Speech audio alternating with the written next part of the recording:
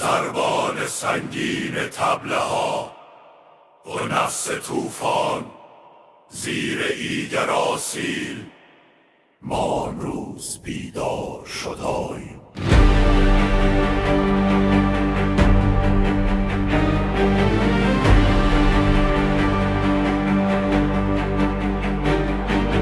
ما از آسمان فرود می آییم با خاکستر یخی، جایی که ریشه ها زمین را نگه می دارند و شب سخن می گوید. بادهای شمالی در رگهای ما آتش اجدادمان را حمل می کنند. هر زخم، هر خراش در قلب هایمان دوخت هاییم.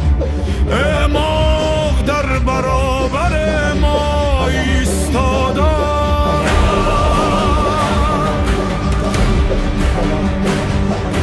ما همچون سپر ایستاداییم. دست‌ها آغشته به خون هستند، با این حال عقب نمی نشینیم. این بادها صدا می زنند، آنها نام ما را می گویند.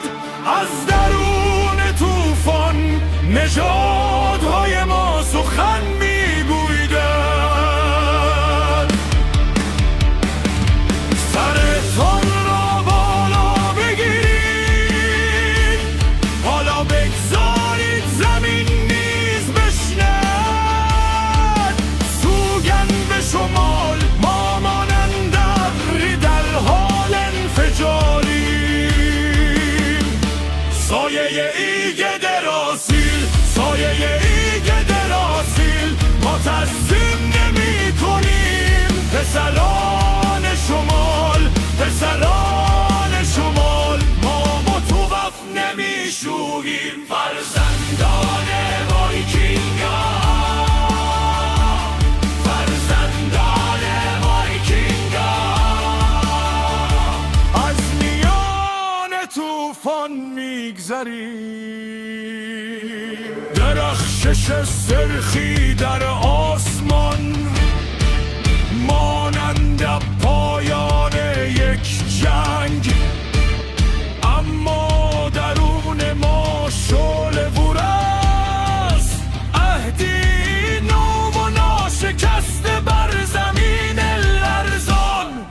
ما پاهایمان را کاشتیم، هر لحظه شکسته را به آهن ساختیم. هر که سر راه ما آمد دیوار ما را دید، هر که چشمان خود را دوشان حقیقت را دید. میراث ما سنگین است مثل وزن یک سنگ، اما در قلبه های ما پشواک می‌یابد.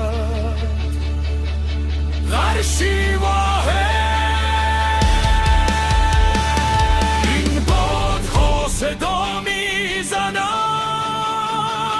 نام ما سخن میگوید. از درون طوفان نژادهای ما سخن میگویند. سرتان را بالا بگیرید، حالا بگذارید زمین نیز بشنودد. سوگند به شمال ما مانند ابری در حال انفجاریم.